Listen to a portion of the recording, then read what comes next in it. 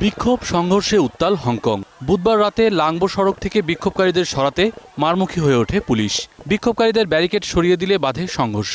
এ সময় ছত্রভঙ্গ করতে ব্যবহার করা হয় পিপার স্প্রে। বিক্ষোভকারীদের উপর পুলিশের আচরণ নিয়ে উঠেছে প্রশ্ন। আটকের পর হাতকড়া পরানো অবস্থায় এক বিক্ষোভকারীর উপর 6 পুলিশ সদস্যের নির্যাতনের ছবি ধরা পড়েছে ক্যামেরায়।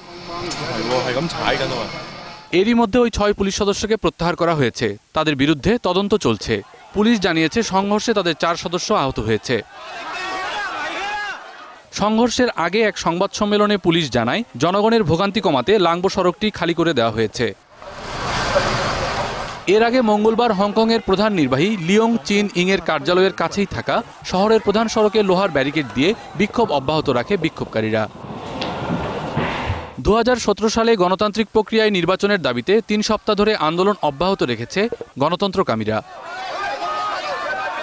মুজাহিদ আহসান, 21 টেলিভিশন।